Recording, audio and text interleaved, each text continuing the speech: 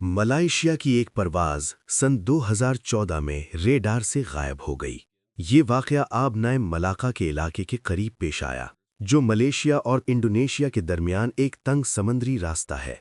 दुनिया भर के हज़ारों जहाज़ हर साल यहाँ से गुजरते हैं और ये दुनिया के मसरूफ़ तरीन बहरी रास्तों में से एक है। उस दिन मौसम बिल्कुल साफ था, समंदर पुरसुकून था, फ़िज़ा में कोई बेचैनी नहीं थी। कई अमरीकी और बरतानवी तिजारती जहाज़ मामूल के मुताबिक इस रास्ते से गुजर रहे थे।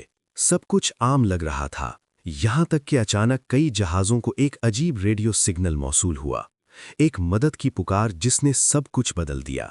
ये सिग्नल मोर्स कोड में भेजा गया था, जो नुक्तों और लकीरों पर मुश्तमिल एक पुराना मगर इंतहाई काबिल-ए-एतमाद निज़ाम है। इसमें आवाज़ की तरह खराबी नहीं आती और ये हज़ारों किलोमीटर तक बग़ैर रुकावट के पहुँच सकता है। सिग्नल 3 नुक्तों, 3 लकीरों और फिर 3 नुक्तों से शुरू हुआ और बार बार दोहराया गया। इसका मतलब था मदद, मदद। मुकम्मल पैगाम कुछ यूं था: मदद, मदद। भाप से चलने वाले जहाज़ SS ऑरेंग मीडन से तमाम अफसरान कप्तान समेत मर चुके हैं। वो नक्शे वाले कमरे और पुल पर पड़े हैं। मुमकिन है पूरा अमला हलाक हो चुका हो। फिर एक और पैगाम आया: मैं मर रहा हूं। और फिर मुकम्मल खामोशी छा गई।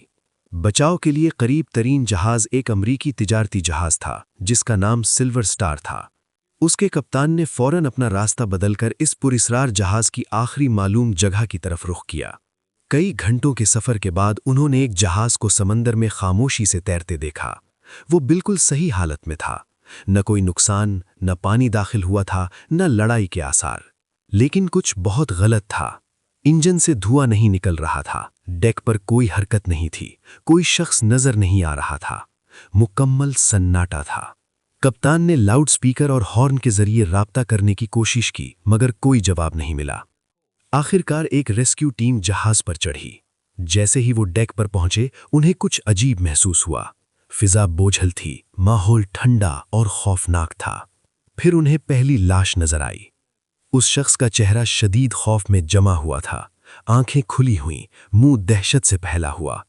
जिस्म अकड़ा हुआ था, जैसे वो किसी नाकाबिले तसव्वुर चीज को देखकर मरा हो।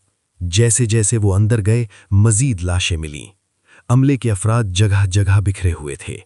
अफसरान अपनी अपनी जगह पर मुर्दा पड़े थे। कप्तान पुल पर मिला। यहां तक कि जहाज का कुत्ता भी मुर्दा था, जैसे किसी चीज पर गुस्से से झपटने की हालत में जमा हुआ हो। हर लाश के चेहरे पर एक ही खौफनाक तासुर था। लेकिन हैरानकुन बात यह थी कि न कोई जख्म, न लड़ाई के आसार, न खून, न कोई नजर आने वाली चोट। रेडियो रूम में उन्हें ऑपरेटर मुर्दा मिला। उसकी उंगलियां अभी तक मोर्स की पर टिकी हुई थीं, जैसे उसने अभी अभी आखिरी पैगाम भेजा हो: मैं मर रहा हूं।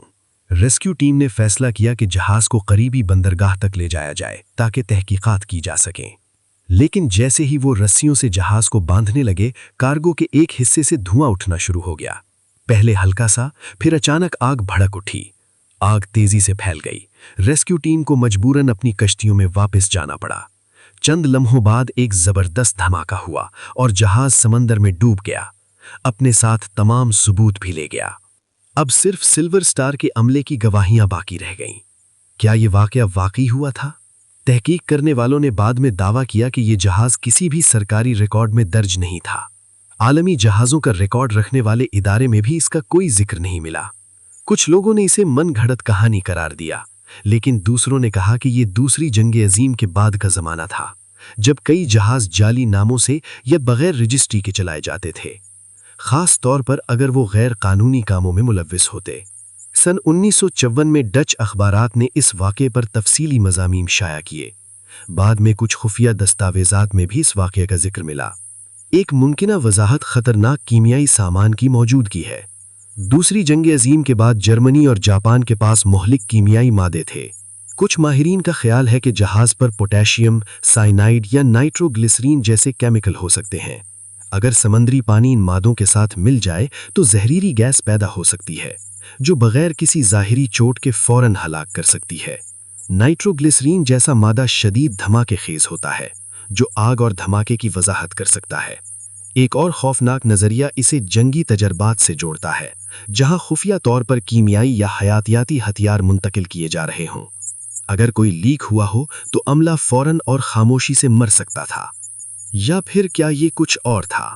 سلور سٹار کے عملے نے بتایا کہ جہاز پر فضا غیر معمولی طور پر بوجھل تھی۔ کتے کی حالت ظاہر کرتی تھی کہ اس نے کوئی خوفناک چیز دیکھی تھی۔ کچھ لوگوں کا ماننا ہے کہ یہ سائنسی نہیں بلکہ مافوق الطبعی واقعہ تھا، کوئی ان دیکھی قوت۔ لیکن بغیر ملبے، بغیر لاشوں اور بغیر ثبوت کے، سچائی بھی اسی جہاز کے ساتھ سمندر میں ڈوب گئی۔ آج تک یہ کہانی سمندر کے سب سے خوفناک رازوں میں شمار ہوتی ہے۔ کیا یہ کیمیائی حادثہ تھا، کوئی خفیہ فوجی مشن، یا وقت کے ساتھ پھیلتی ہوئی ایک کہانی؟ ایک بات یقینی ہے، سمندر اپنے راز اپنے پاس ہی رکھتا ہے، اور آج بھی جب جہاز اس راستے سے گزرتے ہیں، ملاح آہستہ آواز میں اس بھوتیا جہاز کا ذکر کرتے ہیں، جس کے عملے کے آخری الفاظ تھے، میں مر رہا ہوں۔